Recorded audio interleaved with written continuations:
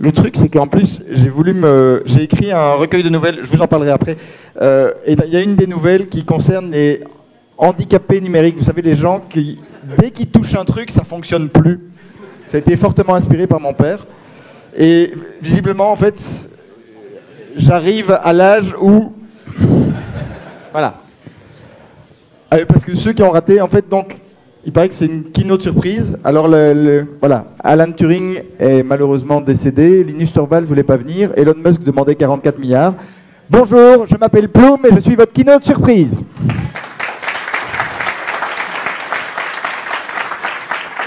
Et ça me fait vraiment plaisir d'être ici dans cette école polytechnique de Tours, parce que moi, je suis moi-même issu d'une école polytechnique, celle de Louvain, où j'enseigne l'open source et les logiciels libres. Et j'aime beaucoup le mot polytechnique, parce que polytechnique, ça veut dire, ça vient du grec, ça veut dire plusieurs technologies, plusieurs techniques. Et généralement, dans un polytechnique, il y a, chez nous en tout cas, je ne sais pas comment c'est à Tours, mais chez nous, il y a un département de mécanique, il y a un département d'électricité, il y a un département de chimie, il y a un département de construction, il y a encore d'autres trucs, et il y a un département d'informatique.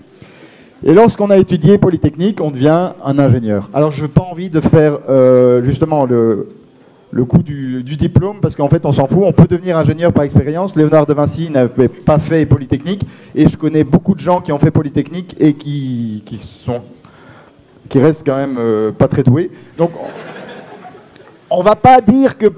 je vais juste parler des ingénieurs par expérience. Et si vous êtes ici, je pense que vous êtes dans le tas. Et moi, au départ, je voulais faire scientifique. Et il m'a fallu des années pour arriver à articuler, mais c'est quoi la différence entre un ingénieur et un scientifique? Et finalement, c'est assez simple. Le scientifique, lui, il essaye d'observer, de découvrir les lois de la nature. Par exemple, il va dire, regardez, cette feuille de papier, elle tombe. Ça s'appelle la gravité. Et l'ingénieur lui répond,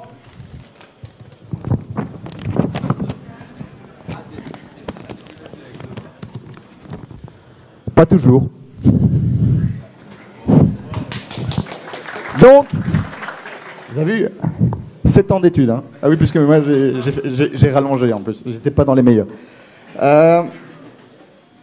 Donc, le but de l'ingénieur, c'est de contourner les lois de la nature que le scientifique a découvert. Donc comme ça, l'ingénieur, il arrive à construire des bâtiments qui parfois s'écroulent pas. Il arrive à prendre une masse de 300 tonnes de métal et la faire voler avec des gens dedans. Alors, comme a dit un pote, on a eu notre diplôme d'ingénieur et puis on est rentré dans un avion pour partir en vacances pour fêter notre diplôme. Et puis au moment où on est rentré dans l'avion, il a dit « Tu t'imagines que c'est des gars comme nous qui ont construit ça ?» Et là, soudainement, le vélo me paraissait plus sympa. Il arrive donc à produire des matériaux capables de résister à une rentrée dans l'atmosphère à haute vitesse. Il arrive à inventer un procédé pour que la bière fasse psst au moment où on la décapsule. C'est pas une blague, ça. Moi, j'avais un prof qui était une célébrité locale et qui a fait fortune parce qu'il a inventé un processus chimique pour que la bière fasse psst quand on la décapsule. Donc, les ingénieurs prennent donc ces lois et les assemblent pour faire des avions, des sous-marins, des satellites ou des tranches de jambon qui se conservent au frigo pendant 3 jours. À l'opposé des ingénieurs, il y a une catégorie de personnes qui fait exactement le contraire. Ils prennent des choses écrites par des êtres humains, que des êtres humains ont inventées, généralement il y a longtemps, ont écrit, et ils décident que ça c'est une loi immuable de la nature. Ça on ne va surtout pas la changer.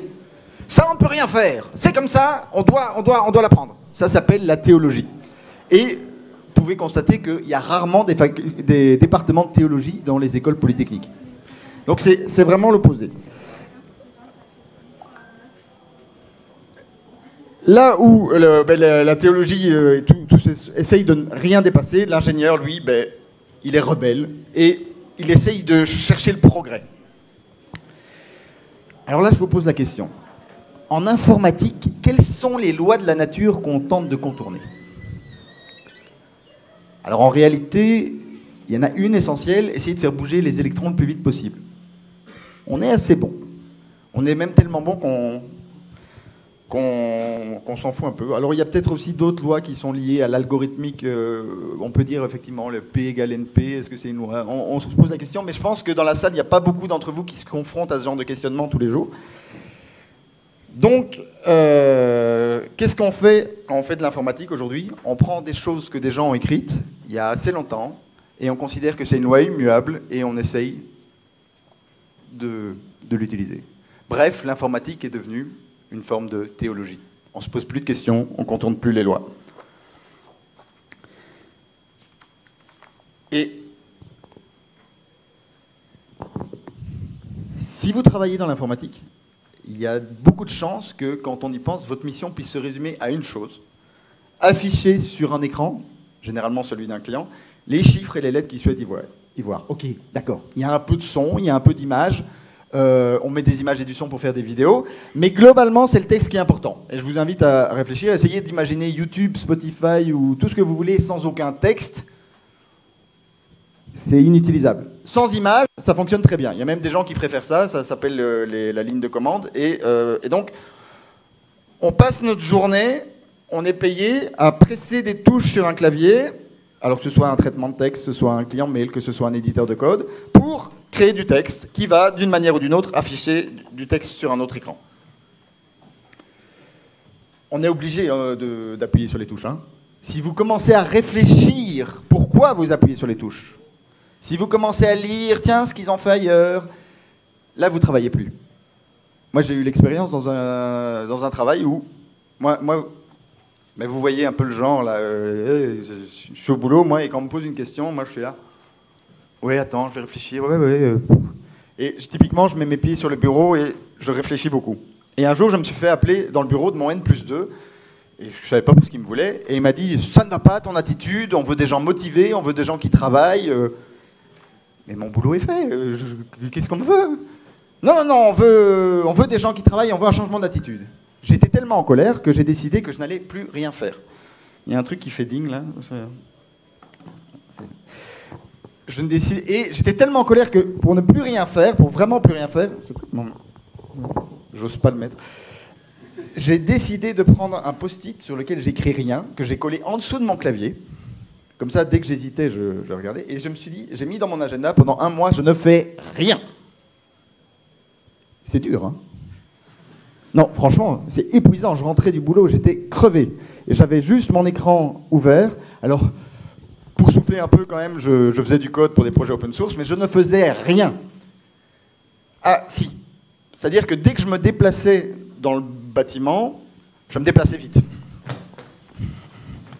Dès qu'on me demandait quelque chose, je disais, j'ai pas le temps, j'ai trop de trucs, je suis débordé. Et tous les vendredis, on devait présenter son travail, et tous les vendredis, je présentais les mêmes slides que j'avais donc depuis 5 semaines, en disant exactement la même chose.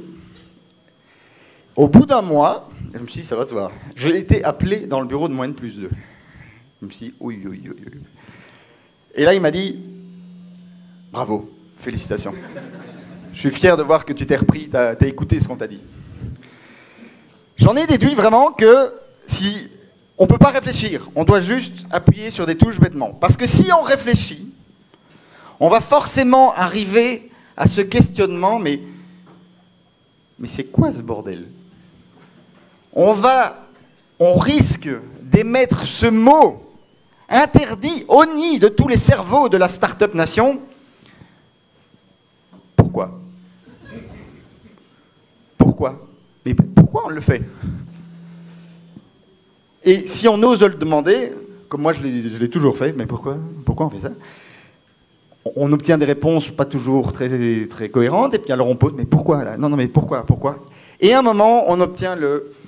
Parce que c'est comme ça, on va pas changer le monde, et si ça te plaît pas, tu peux aller ailleurs. Bon, mais moi à chaque fois j'ai été ailleurs. Mais c'est vraiment important de se poser cette question en informatique. Parce que, prenons un peu de recul. Dans les années 80, l'informatique a tellement évolué qu'on s'est échangé, on s'est communiqué avec l'email entre personnes. On s'est échangé des fichiers avec le protocole FTP. On sait même s'engueuler complètement en public sur Internet. On peut troller, se traiter de tous les noms. Ça s'appelle Usenet. Et le seul truc qui est encore difficile, c'est d'arriver à trouver l'information. Où vais-je trouver quelque chose? Et c'est là qu'arrive un truc, ça c'est une bonne blague en fait, je l'aime raconter. C'est l'histoire d'un Anglais et d'un Belge qui travaillent dans une institution européenne en Suisse, dans un bureau situé en France. Et dit comme ça, effectivement, ça commence comme une blague, mais en réalité, ils décident de créer un outil pour accéder à la documentation de la plus grosse machine jamais construite par l'homme. Une machine construite par des ingénieurs au service des scientifiques pour trouver les lois de la nature, qui s'appelle le LHC au CERN. Et donc les deux qui construisent ça, c'est Tim Berners-Lee et Robert Cailliau, ils décident d'inventer un truc pour lire cette documentation, et ils appellent ça le World Wide Web. Alors le but le web permet d'aller facilement dans la documentation en cliquant dans des hyperliens. Alors il faut bien se dire qu'aucun des deux n'a inventé le concept d'hyperlien. Le concept d'hyperlien à l'époque est super à la mode dans les milieux académiques. Il y a même une conférence qui s'appelle The Hypertext Conference qui a lieu chaque année à New York. Et en 92, Tim Berners-Lee va présenter son truc, son web, en disant c'est une implémentation des hypertextes dans la conférence, et il a droit à une petite salle dans un coin où il y a 5 pelés de tondus qui viennent y assister et qui disent c'est nul ton truc, et tout le monde s'en fout. Sauf que ça commence quand même à avoir du succès, et il y a un jeune américain qui lui se dit il doit bosser justement à implémenter un browser, un navigateur pour aller sur le web, pour une institution américaine. Il décide de démissionner pour créer son propre navigateur qui sera un produit commercial. Le mec s'appelle Marc Andreessen et le browser s'appelle Netscape. Et tout de suite, lui, il dit, en fait, ce truc, on va en faire un truc marketing cool qui fonctionne. Et la première chose qu'il fait, il dit, on va mettre des images. Et il invente la balise HTML IMG. Et Tim Berners-Lee lui dit non, et là, mon vieux, c'est un truc pour les scientifiques, c'est pour explorer la documentation. Si on commence à mettre des images, ça va être le bordel. Rétrospectivement, j'allais vous expliquer pourquoi le web était le bordel, mais visiblement, vous avez l'air d'accord. Hein. Donc, mais c'est pas grave, c'est trop tard parce que le Netscape fonctionne super bien, il est distribué gratuitement, enfin on peut payer, mais globalement c'est gratuit, et Marc Andreessen devient multimillionnaire. Alors vous allez me demander comment on devient multimillionnaire en distribuant un truc gratuitement, donc en dépensant beaucoup d'argent. Il y a un secret, c'est de dépenser l'argent des autres. Ça s'appelle des investisseurs. Et Marc Andreessen, en fait, plutôt que Netscape, sa grande invention, je suppose que ça existait avant, mais en tout cas, il a lancé une énorme tendance sur le web, c'est de créer des sociétés qui dépensent beaucoup d'argent et qui n'ont aucun objectif d'en gagner, et qui ont juste pour objectif de dépenser beaucoup pour avoir l'air cool et peut-être se faire racheter par quelqu'un d'autre qui croit que c'est cool, que ce soit une grosse société ou que ce soit des petits porteurs quand on entre en bourse. Il y a un terme technique pour ça, on appelle ça le business model bullshit. Mais bon, c'est un modèle qui reste quand même vraiment beaucoup à la mode aujourd'hui. Hein. Et la majorité de l'écologie du web s'est construite sur ce modèle d'investisseurs qui espèrent que d'autres investisseurs vont investir après, qui espèrent que d'autres investisseurs vont venir après, qui espèrent qu'une grosse boîte va finalement les racheter, ou qui espèrent qu'ils vont rentrer en bourse pour se faire racheter. Je ne sais pas si vous savez, mais par exemple, Uber, la seule manière dont Uber pourrait, c'est dans leur propre rapport annuel, la seule manière dont Uber pourrait un jour peut-être gagner de l'argent, ce serait de remplacer tous les transports en commun de la planète. Et il y a des gens qui achètent les actions. Mais voilà, c'est bullshit business model. À côté de l'industrie du web, les crypto-monnaies, c'est du pipi de chat, hein, franchement. Mais bon, revenons à notre histoire. Là, on sait depuis donc 91, allez 92, peut-être 93, on sait tout faire sur Internet. La seule chose, c'est qu'il faut un petit peu se former. Ben, il faut un petit peu juste savoir ce que c'est du HTML, savoir ce que c'est un serveur, savoir ce que c'est un client. Mais voilà, le marketing est dans la salle. Et je ne sais pas s'il y a des gens qui font du marketing dans la salle, mais comme disait Bill Hicks, il a un très bon conseil pour ceux qui font du marketing. If you are doing marketing, please kill yourself. C'est pas de moi, c'est de Bill Hicks. Donc, le principe du marketing, c'est on va complexifier tout à outrance tout en prétendant qu'on va le rendre plus simple. Alors d'abord, il va y avoir Java, puis JavaScript, qui, de l'aveu du créateur de JavaScript, est une sombre merde créée en 3 semaines pour faire une démo. Hein. Le truc est tellement infâme, JavaScript, avec tellement des bouts de ficelle qu'en fait c'est très difficile à comprendre. Donc on rajoute une surcouche qu'on appelle Ajax. Et puis Ajax finalement en fait devient trop compliqué, donc on rajoute une surcouche, c'est des frameworks. Et puis comme les frameworks finalement se complexifient, on rajoute des frameworks de frameworks, et puis des frameworks de frameworks, et il y a encore des connards pour faire du HTML.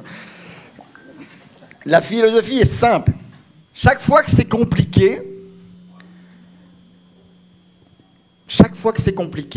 il y a toujours une andouille qui va venir en disant « Ouh, c'est trop compliqué, moi je suis plus intelligent, je vais créer une couche d'abstraction qui va simplifier le tout. » Et le truc, c'est que soit elle abandonne, parce qu'en fait ça se révèle plus compliqué que prévu, et ça c'est le meilleur des cas, soit elle y arrive, elle crée sa couche d'abstraction, et en faisant sa couche d'abstraction, forcément, elle apprend des choses, elle se rend compte que la réalité est plus compliquée, donc elle doit complexifier sa couche d'abstraction. Donc sa couche d'abstraction devient de plus en plus compliquée, mais elle est très contente puisque la personne a appris. Et le cycle se répète quand une nouvelle andouille arrive pour apprendre la couche d'abstraction supérieure. En prétendant simplifier, nous ne faisons donc que complexifier. Et il y a une raison à ça, très simple. C'est que la complexité, c'est un argument marketing imparable. Ça donne une illusion de valeur. C'est la maîtrise d'un savoir obscur, accessible uniquement aux initiés. Le principe de l'occultisme, l'astrologie, la théologie, comme je dis, prétendent que tout est compliqué et qu'il faut être initié. Non, mais aujourd'hui, si vous n'êtes pas allé dans une salle avec des gens dans une grande robe avec des pentacles dessinés sur le sol, éclairés uniquement par des bougies, c'est impossible de comprendre une app React.js. C'est une arnaque qui est vieille comme le monde. Hein. Le problème de la complexité, outre son coût, et qu'elle entraîne une dépendance au fournisseur, mais en fait, ce n'est pas un problème pour le fournisseur. Ça s'appelle le vendor locking. Et pour avoir bossé dans les fournisseurs, en fait, on recherche activement ce vendor locking. Et le problème, c'est que paradoxalement, cette complexité va créer un simplisme mental. Alors, je sais, ça paraît paradoxal. Je vais m'expliquer un petit peu. C'est que le problème, il est conceptuellement simple. On veut afficher du texte sur un écran.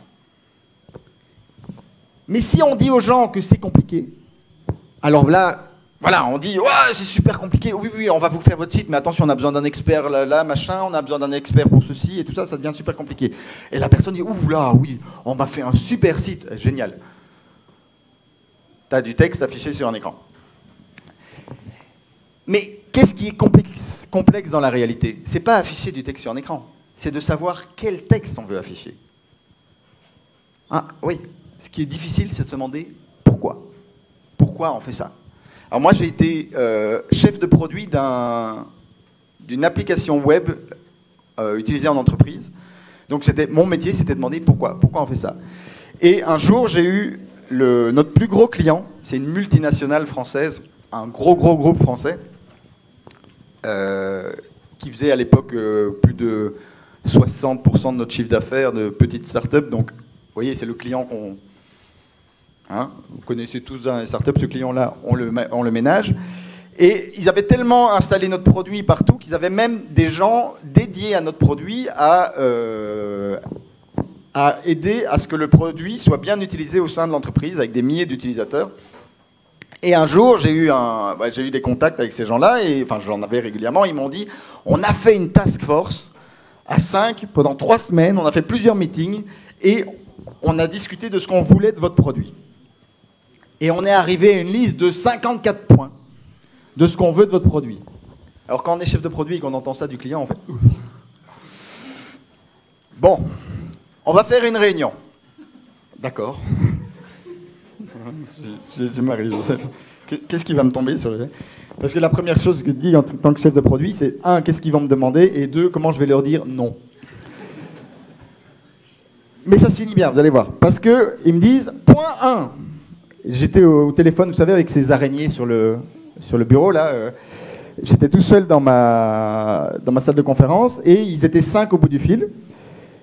Et là, j'entends point 1, et je ne sais plus exactement les détails, donc je vous le brode, mais c'était du genre, on veut que les documents soient facilement accessibles par tout le monde, etc., pour l'échange, qu'il n'y ait pas de friction. Ouais, donc je note, c'est logique. Point 2, on veut surtout que les documents, il y ait un contrôle précis, que savoir qui a lu quoi et qui donne qu'il y ait des autorisations qui soient données pour accéder à chaque document. Et là, je dis, point 3, attendez, comment vous faites le point 1 et le point 2 ensemble, là? Parce que pour moi, il y a eu un silence. On avait bloqué 2 heures de meeting. Hein. Et puis à un moment, j'entends un éclat de rire. Et puis ça discute, et ça rigole. Et puis je dis, et je peux savoir ce qui se passe? Oh, on vient de se rendre compte qu'on n'avait pas pensé à voir si les 54 points étaient cohérents entre eux.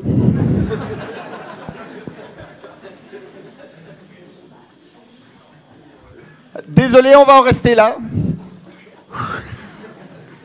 J'ai jamais su ce que c'était les 52 autres, mais j'inventerai un. Hein.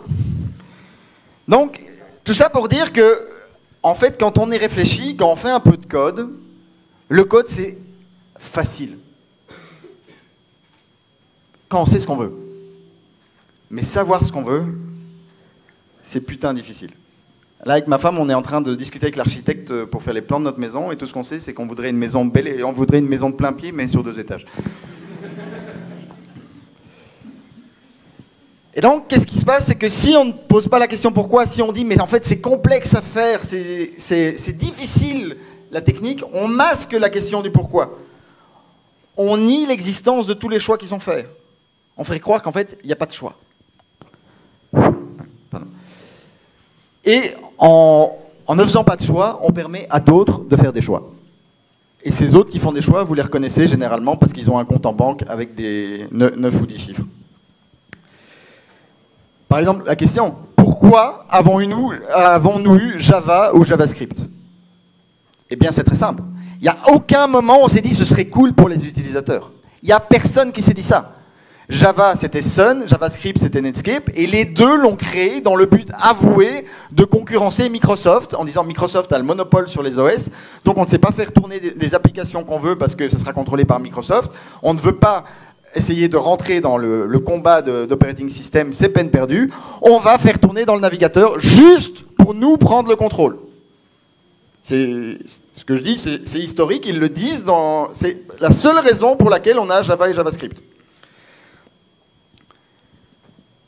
Le but de prendre les choix, donc, c'est de cacher ce choix fondamental. Ça permet d'étouffer le citoyen qui se cache sous chaque humain connecté et de le transformer en utilisateur.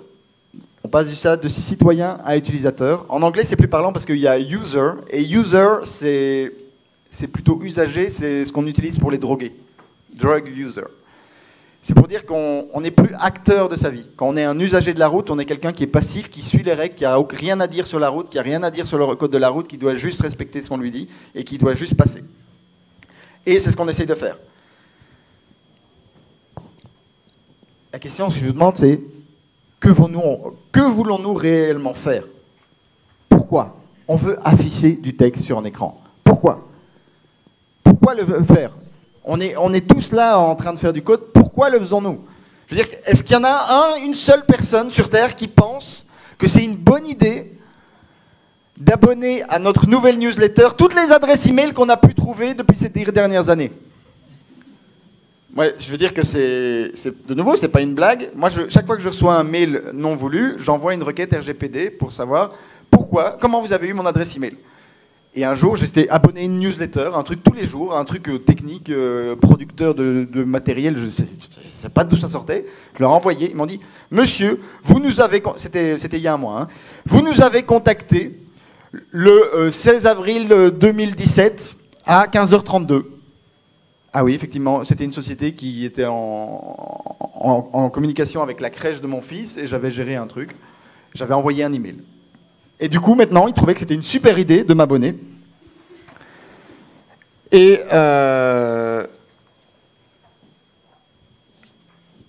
sais pas pourquoi. Est-ce que vous pensez franchement que ça va vendre des trucs? Non, c'est juste automatique, on ne se pose pas la question pourquoi.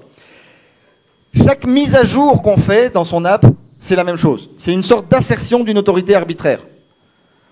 En fait, il faut bien comprendre qu'on ne rend pas un système plus simple en le simplifiant, en changeant. Non, au contraire. Ce qui rend plus facile un système, c'est le rendre apprenable. Un système citoyen, c'est un système imprenable. Je veux dire que, qui d'entre vous sait conduire une voiture manuelle? Oui. Alors pour la vidéo, on peut dire que c'est quasiment toute la salle. À peu de choses près. Une voiture manuelle, c'est quand on y pense, c'est hyper compliqué. Ça, il a fallu plusieurs semaines pour arriver. La première fois, vous êtes mis et c'était... Et à ce moment-là, papa ou maman a dit, on va le faire à l'auto-école, hein, avec la voiture de l'auto-école. Et aujourd'hui, vous le faites à 130 sur l'autoroute, dans une masse de métal de 2 tonnes, entouré d'autres masses de métal de 2 tonnes, et selon toutes les lois de la physique, vous allez finir en purée. Et pourtant, vous le faites sans réfléchir. Donc, parce que vous l'avez appris. Parce que c'est devenu un automatisme, parce qu'en gros, le changement de vitesse...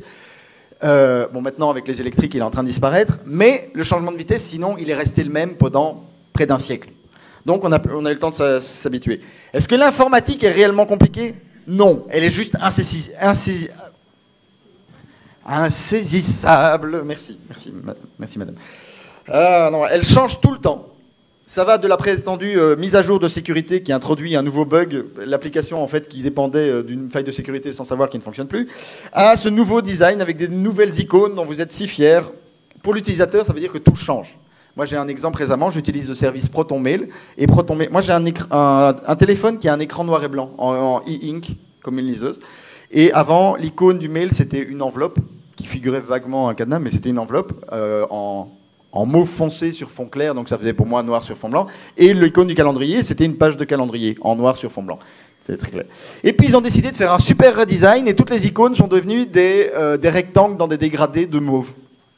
Sur mon téléphone, ça ressemble plus à rien.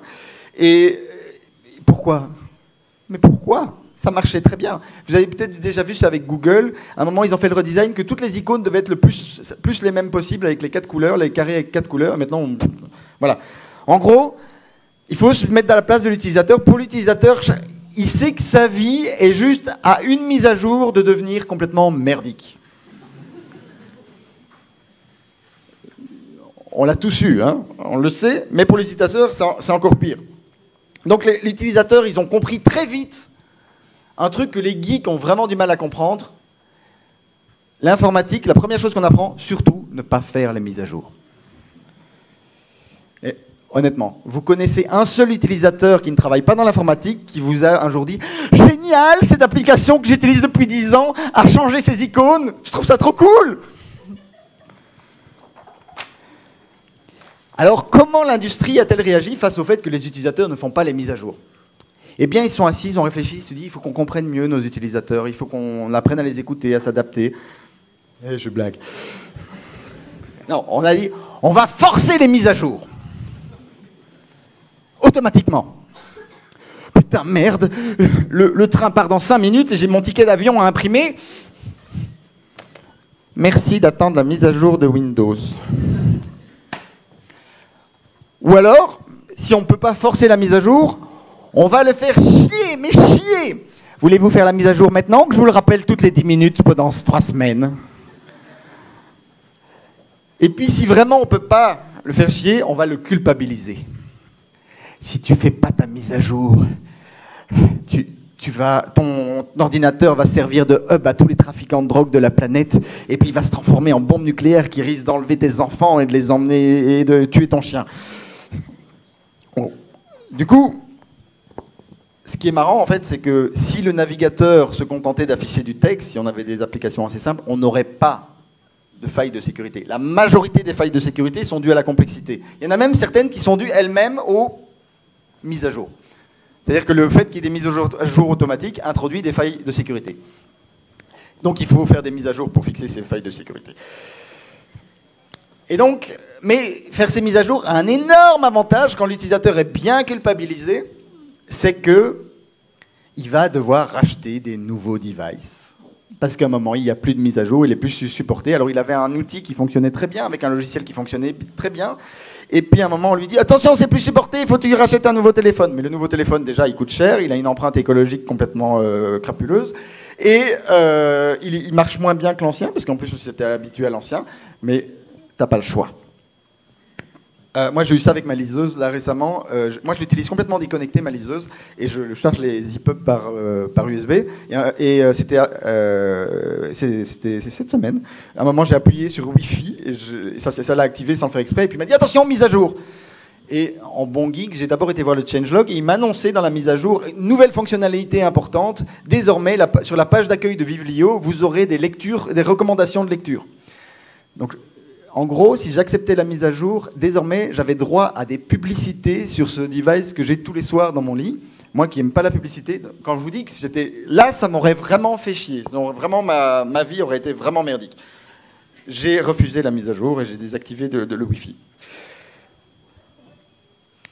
Toutes ces mises à jour, toutes ces choses, on ne se pose pas la question. Finalement, à quoi ça sert, Tout ça, c'est dans le seul but de faire bander le responsable marketing qui se paluche devant le nombre de clics qui s'affichent à l'écran. Et ça, c'est pas une blague. Il doit y en avoir parmi vous. C'est que quand on envoie un mailing, tous les spams que vous voyez, en fait, il y a un type qui a envoyé, qui compte et qui dit « Génial, j'ai 15% de taux d'ouverture de ce spam.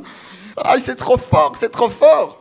Et j'ai découvert ça parce qu'un jour, j'ai été abonné à une newsletter d'une bande de potes qui avait créé une start-up et je me suis désabonné. Et une semaine plus tard, j'arrive à une soirée, je croise le responsable marketing, qui était un pote, et il me dit « Salaud, espèce de salaud !» Et je dis « Quoi ? Tu t'es désabonné à mon mail et tu les ouvrais même pas !» Mais j'en ai rien à foutre. C'est juste du bruit. Et ben voilà, ça c'est le marketing. Et de l'autre côté, pour l'égalité des sexes, on fait bander le responsable marketing, mais on fait aussi mouiller la responsable du rebranding parce qu'elle adore travailler avec des designers sous ecstasy qui viennent de Suède et qui lui ont fait tout un jeu d'icônes. Et comme ça, on peut faire des affiches dans toute la boîte en disant on fait du rebranding et on va faire un team building autour sur le sujet de ce rebranding et on va aller tous boire un verre dans une cave obscure où on déguste de l'alcool en dansant jusqu'à 3h du mat. Et votre utilisateur, en fait, il s'en fout. Et il s'en fout tellement que là, d'être exploité, l'utilisateur, généralement, il part vers d'autres cieux. Il va dans les théories du complot. Les ingénieurs, les scientifiques, c'est tous pourris. Je ne sais pas si vous avez déjà vu 4chan, le site d'où viennent beaucoup de théories du complot. C'est du pur HTML basique des années 90. Alors, il y a les geeks comme moi, qui, eux, et comme certains que je reconnais dans la salle, qui, eux, partent vers Gemini, qui est aussi une niche voilà, où on essaye de se simplifier la vie. Mais globalement, oui, l'industrie elle-même se dit où le minimalisme est à la mode, on va faire du minimalisme, comme Medium par exemple. Medium, il se dit on va faire du texte noir sur fond blanc. C'est minimaliste. Est-ce que quelqu'un a déjà ouvert le code source d'une page Medium? Il y a des mégas et des mégas de brol, c'est horrible. C'est pour faire du texte noir sur fond blanc, c'est à tel point qu'il faut faire des logiciels, et ça s'appelle scribe.rip, pour pouvoir aller sur Medium, pour pouvoir lire de manière simplifiée. C'est comme il y a Knitter pour aller sur Twitter, il y a Tedit pour aller sur Reddit. On en est au point où on a construit une pyramide de complexité, là. On a rajouté des tas et des tas de JavaScript. Et de l'autre côté, l'utilisateur, lui, avec ses adblocks, ses Tedit, ses machins, il crée des logiciels qui vont essayer d'extraire ce que l'auteur voulait dire. Je ne sais pas si vous avez déjà vu Pocket, par exemple, mais Pocket, qu'est-ce qu'il fait ? Il essaye de deviner quel était, dans tout ce brol, le texte que le lecteur veut vraiment lire. C'est quand même... C'est dingue qu'on a créé cette industrie qui est une gigantesque pyramide de bullshit, une pyramide de Ponzi aussi, je vous ai dit, qui tente juste d'exploiter les utilisateurs, les contrôler en les humiliant, les humilier en les contrôlant et en les faisant passer pour des crétins parce qu'ils ne s'en sortent pas avec leur truc avec la mise à jour. Le truc, c'est que on ne peut pas abandonner le web. Le web est devenu trop important, c'est devenu la colonne vertébrale de la planète. Si on laisse le web, si on laisse la société s'inspirer du web actuel, j'ai écrit un roman pub, c'est un moment pub, parce que moi aussi je fais mon marketing. J'ai écrit un roman qui s'appelle Printer, qui parle justement de ce qui se passerait, de comment serait le monde si on laissait le monde devenir comme le web est actuellement. Mais il faut sauver le web. Et il faut sauver le web pour 2 raisons. La première, c'est parce que, comme j'ai dit, c'est l'essence même de notre société, c'est la colonne vertébrale de notre société. Donc je pense que pour sauver la planète, pour rendre le monde meilleur, il faut sauver le web, il faut améliorer le web. Mais aussi parce que si on n'est pas capable, aujourd'hui, entre ingénieurs, de sauver le web, comment est-ce qu'on peut imaginer sauver la planète? Sauver le web, donc, c'est concevoir pour moi déjà, concevoir des systèmes qui s'apprennent, non plus pour des utilisateurs, mais pour des citoyens. Des systèmes qui ne changent pas ou peu, des systèmes qui respectent, qui donnent le contenu de là à là, plutôt que de passer par toute la pyramide de bullshit. L'année passée, moi, c'est pas facile en fait. Ça fait des années que j'essayais de migrer mon blog de WordPress et de trouver une solution. Et j'ai même travaillé avec des prestataires, des gens où j'ai contribué à les logiciels open source pour essayer de remplacer WordPress. Je voulais un truc minimaliste, mais en fait, je faisais un peu mon médium. Chaque fois, je faisais, oui, mais je voudrais telle fonctionnalité, telle fonctionnalité, telle fonctionnalité. Et ici, moi, c'est grâce à Gemini pour l'anecdote, mais à un moment, je me suis arrivé, et c'est début de l'année passée, il y a 1 an, et je me suis dit, mais pourquoi je fais ce blog? Pourquoi? Est-ce que je le fais pour avoir des followers sur les réseaux sociaux? Non. Est-ce que je le fais pour avoir l'air cool? Non. Je le fais pour une raison, pour être lu. Et à partir de ce moment-là, tout a été évident. J'ai pris tous mes textes, j'ai tout exporté, ça m'a pris quand même pas mal de boulot, et j'ai créé un simple script Python qui génère des pages HTML. C'est con en fait. C'est super con. Je veux dire que c'est du bête HTML. Ma page d'accueil, sans les images, elle faisait 1 méga plus ou moins sur WordPress. J'avais essayé de simplifier. Maintenant, elle fait 3 kilooctets. Il y a plus d'informations qu'avant. Parce que je veux juste être lu. Alors plutôt que d'avoir aussi... vous savez, voici les 10 articles, les 10 suivants, les 10 suivants, les 10 suivants, et quand on clique, ça met toujours un petit temps. En fait, moi, j'ai un super bon PC. J'ai un PC récent très performant, mais sur le web, on a beau faire, dès qu'on clique, il y a un petit qu'on accepte, ça fait partie du web, forcément. Il faut charger la page. Et je me suis rendu compte qu'avec mon nouveau site, il n'y a pas ça. Clique, et à un moment, j'ai cru qu'il y avait une erreur, que j'étais sans doute sur une version locale. Non, ça fonctionne très bien.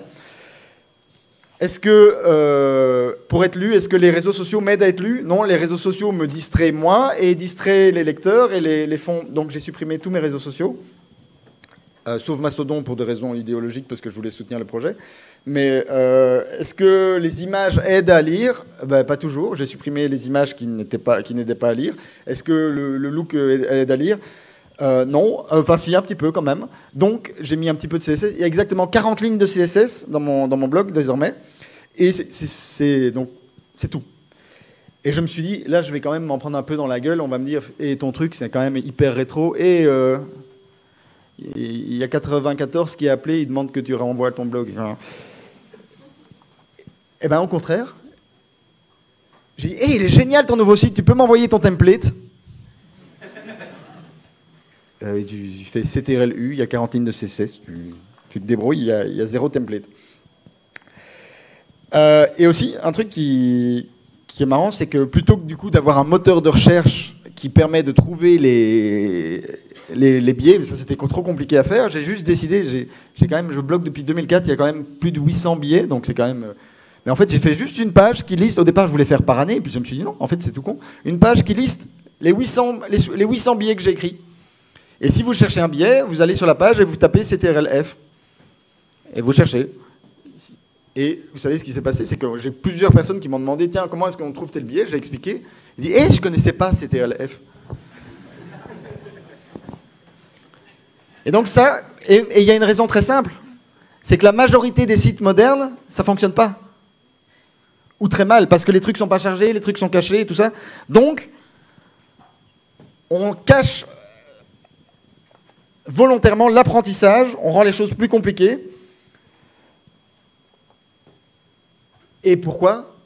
Pourquoi? Parce que vous savez, ce qui m'a le plus étonné avec ce nouveau site, c'est que j'ai soudain eu beaucoup de feedback sur des vieux billets. Je recevais des mails de gens qui lisaient des vieux billets. Et je me suis posé la question, et je me suis rendu compte, mais en fait, comme ça charge rapidement, que c'est facile à lire, qu'il y a une grande liste de billets, Les gens scrollent, ils voient un titre qui les intéresse, ils vont lire d'un billet, même un billet qui a 10 ans. C'est impossible à faire sur un WordPress où il faut faire next 10, next 10, next 10, next 10, pardon, parce que next 10, ça fait quand même... Donc, je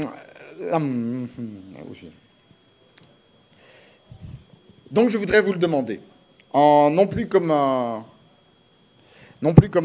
confrère web, mais alors plutôt comme un citoyen du web, qui en a assez de devoir considérer son propre navigateur comme un territoire hostile, qui en a assez de devoir implémenter des tas de blocages, qui en a assez de voir qu'à un moment qu'il se connecte sur un site avec un bloqueur désactivé, il y a des mégas et des mégas qui arrivent. Je vous le demande, plutôt que de réfléchir sur le prochain framework JavaScript, sur le prochain utilitaire de tracking de statistiques, sur le surdimensionnement du data center pour héberger un Elasticsearch clusterisé à redondance asynchrone dans des conteneurs virtualisés à travers un cloud propriétaire à charge répartie, monitoré depuis une app custom Node.js qui achète automatiquement des certificats d'offset de CO2 pour obtenir le label de data center durable, le tout à travers bien sûr des transactions byzantines sur une blockchain permissionless qui traite de manière décentralisée sur le marché parallèle. Plutôt que de faire tout ça, posez-vous la question pourquoi ? Entre nous, les blockchains permissionless, c'est une arnaque sémantique, ça veut dire base de données. Hein. Les offsets carbone, c'est une vaste escroquerie. Hein. C'est l'équivalent des indulgences de l'Église, mais cette fois-ci, c'est du capitalisme malhonnête. Si votre société achète des offsets carbone, vous pouvez arrêter, parce que en fait, vous êtes en train d'enrichir des escrocs tout en encourageant un système qui a été démontré encourager la production de CO2. Et de toute façon aussi, j'ai une nouvelle pour vous, votre application distribuée sans single point of failure, elle va de toute façon un jour se casser la gueule, le jour où une mise à jour sera faite dans un obscur repository GitHub dont vous n'avez jamais entendu parler, et qui va entraîner une réaction en chaîne, démontrant que votre app sans single point of failure, eh ben, elle n'était pas sans single point of failure que ça. Hein. Alors je sais. Là, j'ai fait beaucoup de morale, je sais, le client est roi. Il faut bien payer les factures. Je suis le premier à le dire. Et à partir d'un certain montant, on dit « Ok, on obéit ». Et à partir d'un autre, on prétend même aimer ça. Oh oui, encore, continue. Oh, c'est génial. Oh, mais on rêve de développer un showroom interactif virtuel pour les fabricants de SUV. Non, vraiment, j'adore, c'est un véritable challenge. Ça, tu sais, là, Cynthia, ça me rappelle un peu le système de ciblage publicitaire pour adolescents qu'on a développé pour Philippe Maurice, tu te souviens? Oui, mais j'adore. Non, l'important, c'est pas de dire ce qui est bien, ce qui est mal. Bon, on a chacun nos valeurs. L'important, c'est pas de devenir parfait. Hein, c'est pas de devenir pur. L'important, c'est d'arrêter de se mentir. De savoir pourquoi on fait les choses. Oui, mais là, je fais un truc que je trouve pas trop moral, mais ça me rapporte suffisamment. Ok. Mais non, mais c'est vrai, on l'a tous fait. On a tous un prix. Hein. Moi, j'ai de la chance, c'est que... Malheureusement, on n'a jamais atteint mon prix pour faire des choses immorales. J'ai un prix trop élevé. Mais des fois, j'ai envie, hein, quand je vois mon compte à moi. Bon. Et se poser la question pourquoi, et revenir à l'essentiel. Et généralement, sur le web, l'essentiel, c'est afficher du texte. Alors, cette réflexion, globalement, ça m'a amené à écrire. Et je me suis posé des questions, et j'ai trouvé mon nouveau device pour écrire, que je vous présente.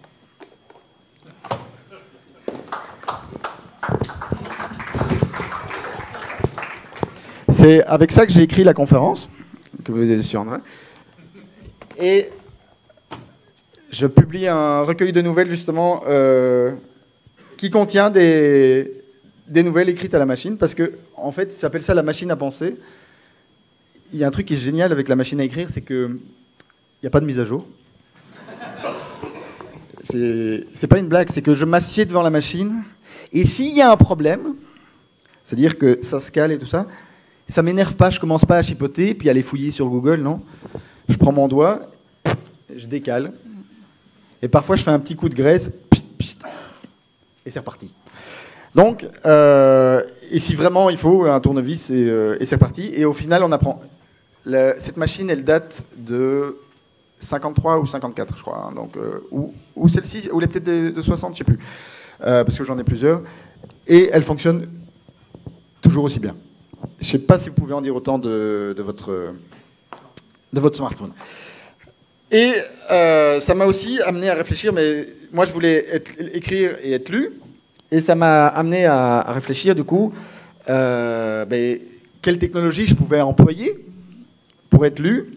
Et j'ai trouvé une technologie qui est géniale, avec une empreinte technologique qui n'est pas nulle, mais qui est quand même nettement inférieure à celle de smartphone. C'est une technologie qui est lisible, qui ne demande pas d'App Store, qui n'est pas propriétaire. Ça s'appelle le livre papier. Et le truc que je trouve génial avec cette technologie, en fait surtout en vieillissant, c'est de savoir que toutes les lignes de code, tous les billets de bloc que j'ai pondus, ils seront dans quelques années, par quelques décennies, ils vont être oubliés. Ils seront peut-être dans des data centers obscurs, en Antarctique ou en Arctique quelque part. Mais les livres vont continuer à circuler, vont peut-être pourrir sur des étagères pendant 100 ans, et puis à un moment, quelqu'un va les retrouver et dit « Eh, un vieux bouquin, génial !»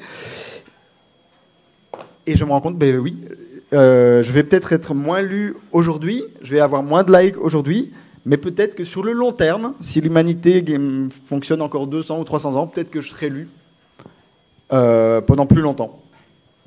C'est une sorte d'acte rebelle que je fais, d'écrire à la machine, de publier des livres papier. On en est où, hein? C'est rebelle de taper à la machine. Il y a un chouette bouquin qui explique The Typewriter Revolution, qui montre à quel point c'est rebelle de taper à la machine. Je suis un rebelle. Mais en fait, j'aime trop l'informatique, puis juste pour dire, on va pas juste faire taper à la machine. Hein. Vous n'êtes pas venu dans cette salle pour apprendre à taper à la machine. Je pense que le reste des conférences, ils vont un peu tirer une drôle de tête si on leur dit maintenant, on enlève les laptops, on passe tous à la machine à écrire et aux feuilles. Et donc, moi, j'aime trop l'informatique, alors je vous le demande.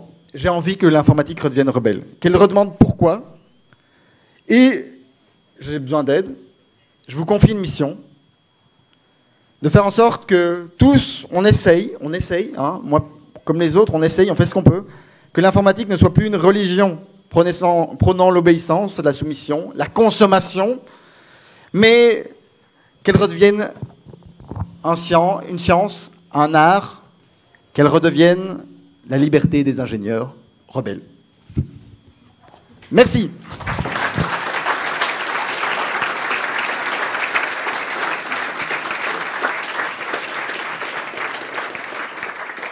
Et merci à ceux qui ont suivi par vidéo. Merci au micro. C'est quand même pratique d'avoir des micro-casques. Hein, comme ça, on a les mains libres pendant toute la conférence. Hein. Est-ce que vous avez des questions? Il n'y a pas de tomates, ça va? Oui. Stéphane, je t'écoute. D'un point de vue un peu pratique, tu as cité Gemini tout à l'heure. On ne peut pas dire que ça a été un succès ici, ça soit mal parti maintenant. Qu'est-ce qui n'a pas marché? Pardon, c'est pas un échec, hein, mais ça n'a pas marché. Qu'est-ce qu'on aurait pu faire? Oui, bien sûr. Alors Stéphane dit qu'est-ce qui fait que Stéphane est un des pionniers de Gemini que j'ai cité. Donc Stéphane dit que Gemini pour lui est un échec. Ma réponse est simple, c'est que pour moi c'est pas un échec parce que aujourd'hui on a la définition de réussite qui est la définition imposée justement par les monopoles à croissance infinie, qui est que pour réussir on doit devenir gigantesque et on doit conquérir le monde. Et je pense qu'il faut revenir à la définition de succès local, bio, écolo, bobo. Hein. Un succès, c'est si c'est utile à un être humain.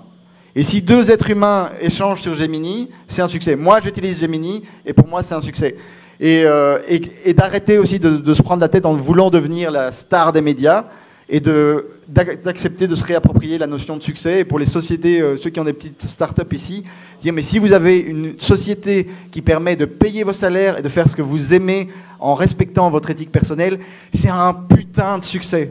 Pour moi, c'est un succès vachement plus profond que si vous avez créé une méga multinationale qui fait des trucs non éthiques et qui exploite d'autres. Et donc, je pense que tout est dans la définition de succès. Il y a d'autres questions? Tu peux dire, je sais pas où je serai alors. Il va activer le micro. Attention, retenez. Non, ça marche pas. Tu seras dans la cafette. Ok. Et donc, pour ceux qui veulent venir discuter ou venir acheter des bouquins, en fait, normalement, on devait avoir un accord avec une librairie qui n'a pas su venir, donc j'ai pris quelques bouquins dans mon sac. Et donc, désolé, là, il faudra les payer en cash, c'est 15 € par bouquin parce que j'ai pas envie de me faire chier avec de la monnaie. Et je serai à une table, Cafétéria. À la cafétéria. Ah, ça c'est cool, la cafétéria. Donc, je serai à la cafétéria, normalement la journée aujourd'hui, et demain, je fais, là, 9h du matin, pour moi, c'est les horaires de nuit, donc demain, je serai peut-être un peu en retard. Je vous remercie de votre attention, je vous souhaite une super conférence à Tour & Tech.